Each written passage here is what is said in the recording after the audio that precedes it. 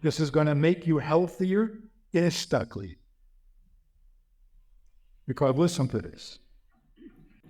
Everybody in the world tells you that you have needs that you must fulfill. From kindergarten on, you are told, get your shoes on, you're going to miss the bus.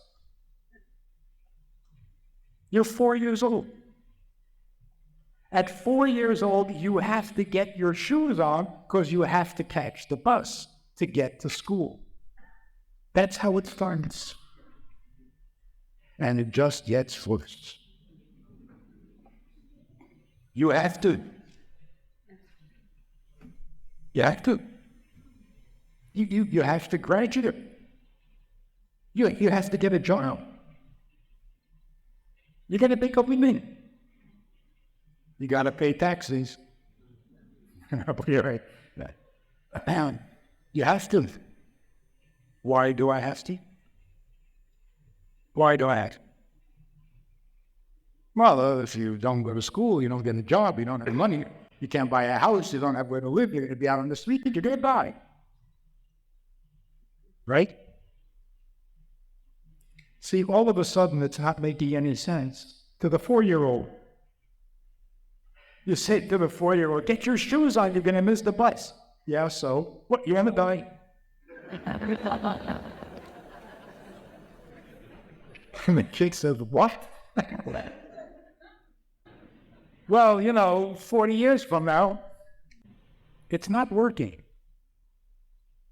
I don't know how it worked all these years. The farmers get up 4 o'clock in the morning because they have to milk the cow.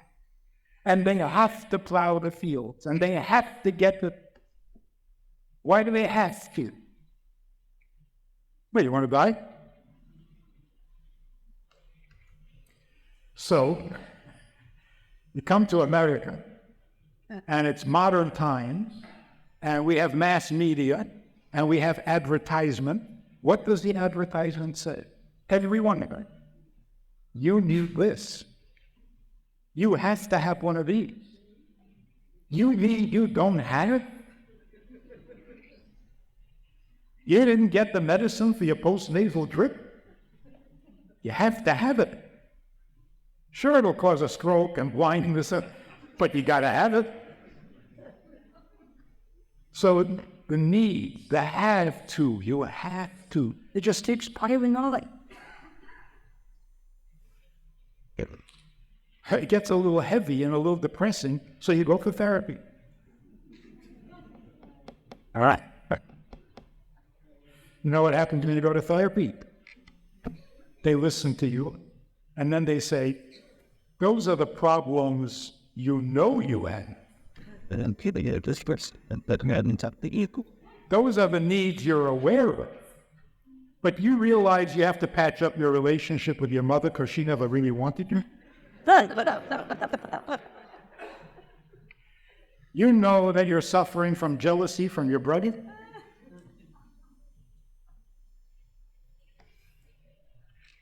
This guy went to a psychiatrist, told him all his problems. And the psychiatrist says, aha, you're jealous of your brother. He says, I don't have a brother. The psychiatrist says, look, if you're not going to cooperate, I can't help you. Your symptoms come from jealousy from a brother.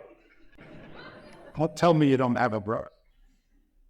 Anyway, the point is, you come away with more needs than you ever dreamed of. So I can't. So you go to religion, right? A little comfort, a little support. So what happens when you go to religion? Oh, you find out that all the problems you had while you're alive are nothing compared to the problems you're going to have.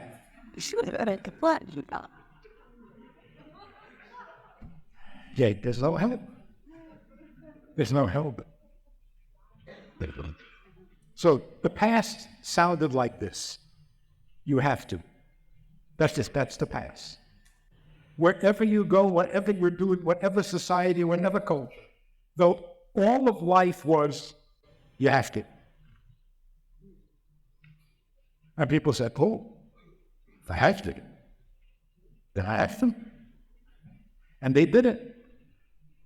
The farmer plowed the fields, the hunter went out to hunt, the gatherers went out to gather. Why? Or you know you have to.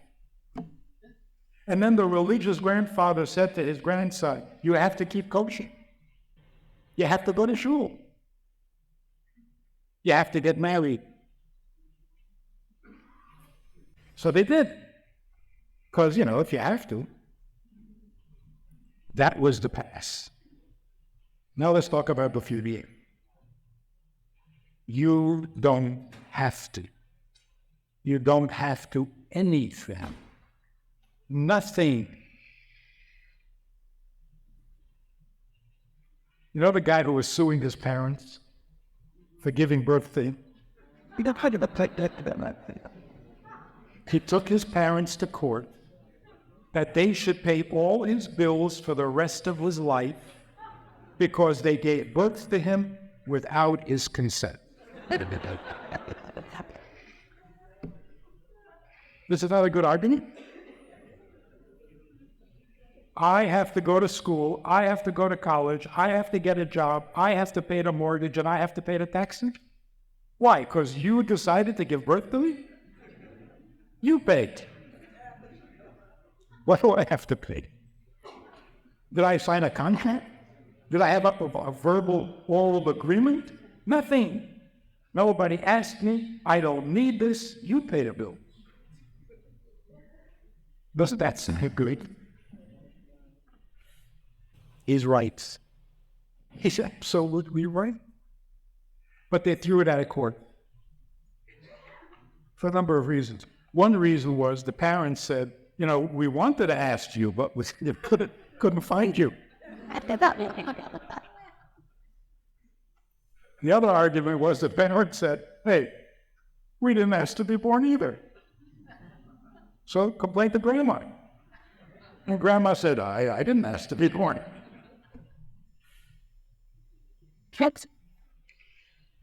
We don't ask to be born. We don't. Why don't we ask to be born? Because we don't need to. Why do we need to be born? You're born into this world without being asked. And then you're told to pay your bills and to be good. Behave yourself.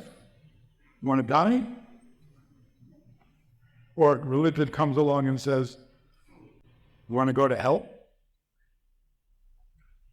You want to get a good spanking? You want to get thrown out of the house? You want to get arrested? There's always a threat. You have to do this because otherwise there's a threat. Today, people have come to the realization, if you're threatening me, then you obviously have no argument. Why are you threatening? The religious grandfather says to his grandson, you have to go to shul. You have to put on shul. You have to daven. You have to keep kosher. You have to. And the kid says, you know what? I don't have to. Grandfather says, yes, you have to. You must. He said, no, I don't have to. What does the grandfather say? Want to go to hell? Burn in hell. Right away, you have the threat. So what does that mean? The grandfather says you have to. The grandson says, I don't have to. So the grandfather said, I'm going to spank you. Oh, so you have nothing else to say. That's where the threat comes. You run out of what to say. So you really can't explain why I have to. So you threaten me. No, it's not working anymore. You can't threaten people anymore. It's not working. There's an amazing thing happening. This is the future that is coming, and we need to be ready. 10-year-old children are telling their parents, I didn't ask to be born. Why do I have to clean up their room? Why do I have to do homework? I didn't ask to be born. And parents panic. Don't panic. Kid's right. The kid is right. So if your child ever says to you, I didn't ask to be born, you should say, neither did I. So listen to this. If you didn't ask to be born, and you don't need to be born, what does it mean? You have to. You don't have to. What about the threat? Yeah, what about you? You want me to live my entire life and do all sorts of things so that I don't die? Doesn't make sense. Live not to die. Delay. Kids are saying this. You tell teenagers, don't mess around with the drugs. It can kill you. They look at you like, what's your fun? Finish the sentence. Yeah, it can kill me. So what? And they're not suicidal. They're smart.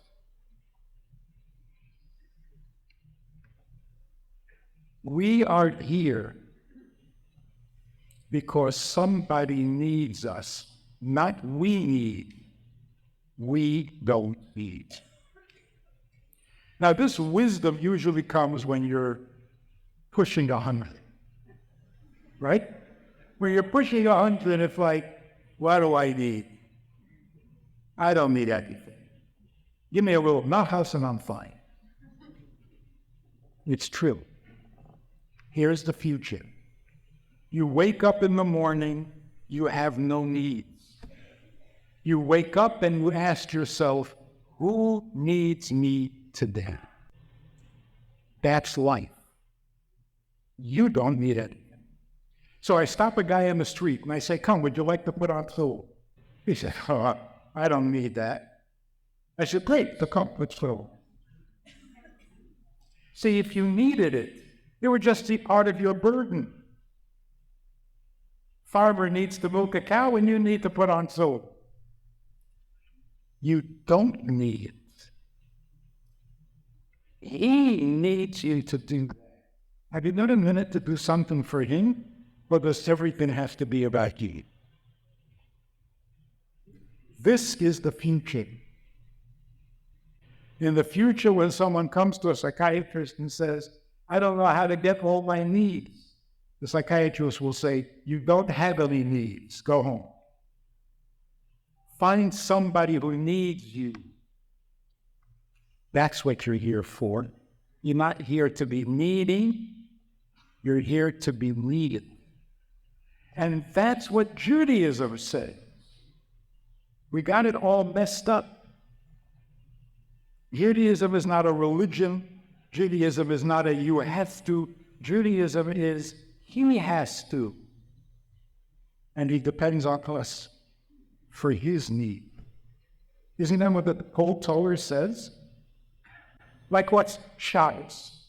God says so clearly, I created the world in 6 days and I rested on Shabbos. It's my holy day. Will you join me? He doesn't say you need to rest on Shabbos. We don't do anything all week. He didn't say you need a day off. He said it's my holy day. You're not going to join me? It's like God is sitting at his Shabbos table and nobody comes to the table. So do I need to come to the table? Not really.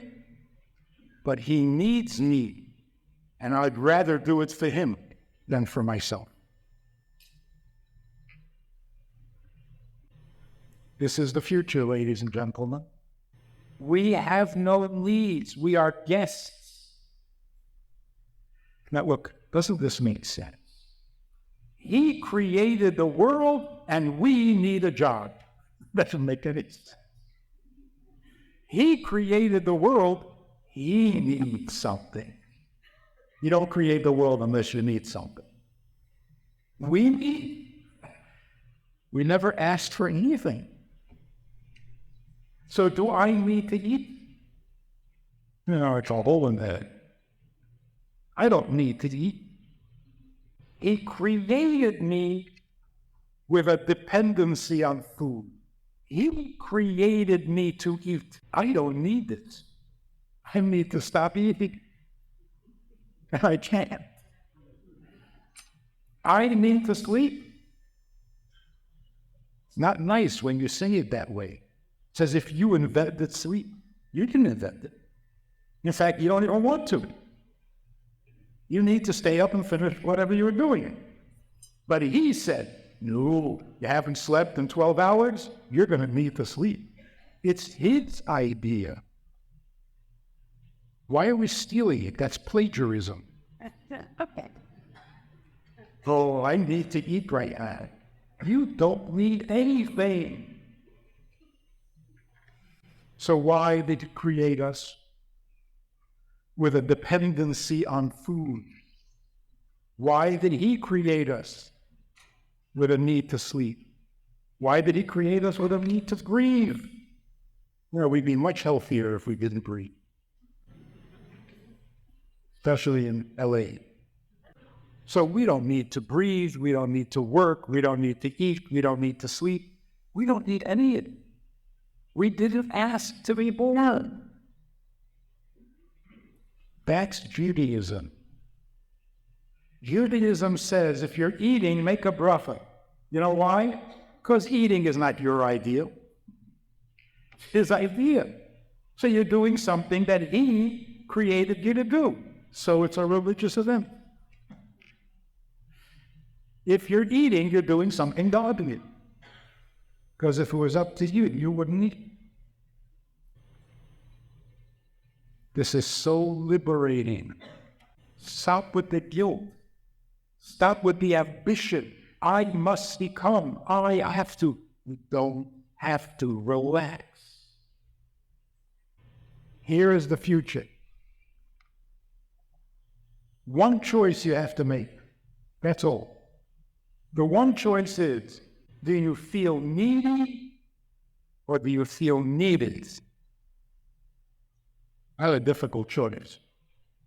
When you feel needy, you're a little depressed. When you feel needed, you are fully alive.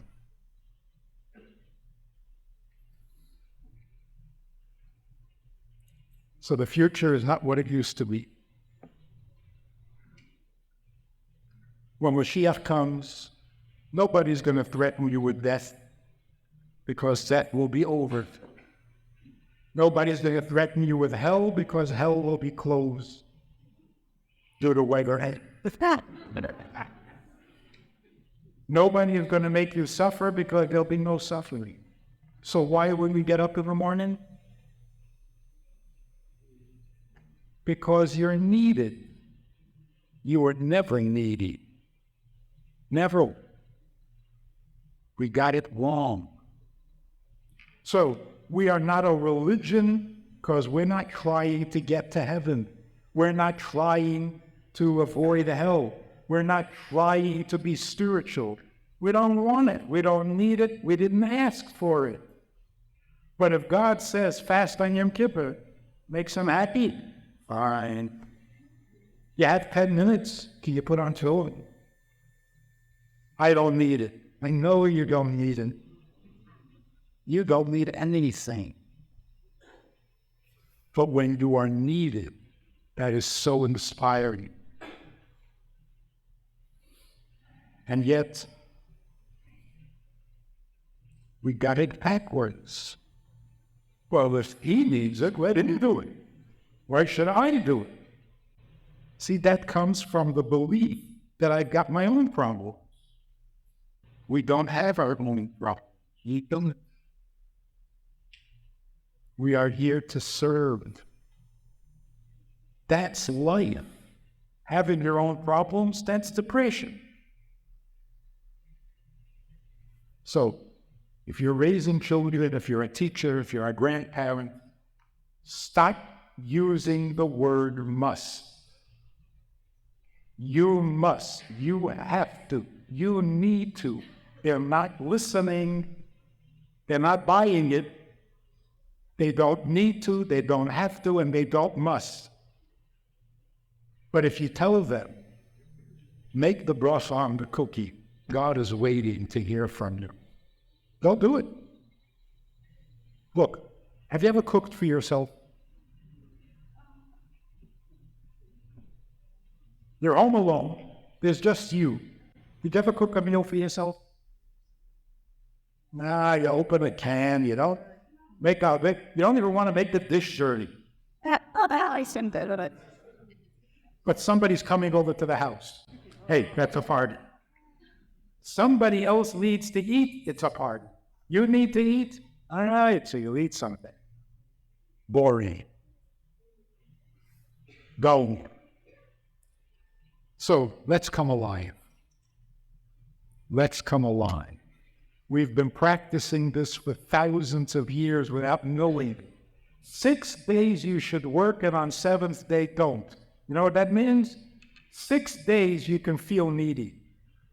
You need to fix it, fix it. You need to buy it, buy it. You need to cook it, cook it. But on Shabbos, you don't need to cook, you don't need to buy, and you don't need to fix. You're needed, not need. And that has kept us alive through everything. Because every 7 days, I don't need anything. Shabbos. It kept us alive. Even when during the 6 days you were really depressed. So, welcome to the new world. The future has just begun. And it's different. Everyone is going to be serving God. You know why? Not because they're going to become religious, but because we don't need anything. We don't need anything. So if God comes along and says, but I need something, it's all good. Good. Now I have something to do. So when God calls to Avraham, Avraham's reaction is, Hineni. Yes, it's familiar? God says, Avraham, Avraham. Avraham says, Hineni. What does Hineni mean? Right? Happy. Hineni means, I'm unemployed. You need something? Hey, I'm available. Because I didn't ask to be born. You asked me to be born. So what do you need? What do you need? I don't need anything. That is so powerful. It's so Jewish.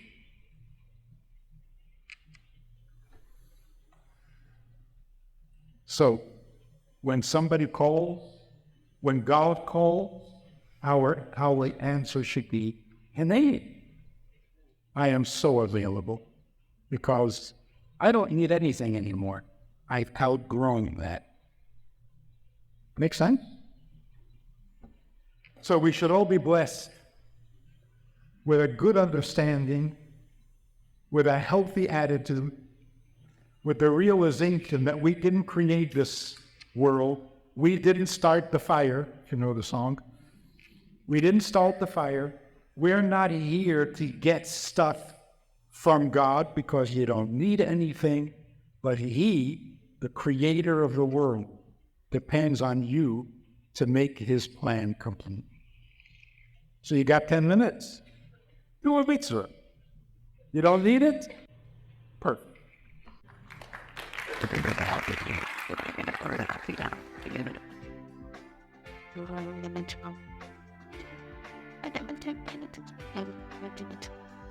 I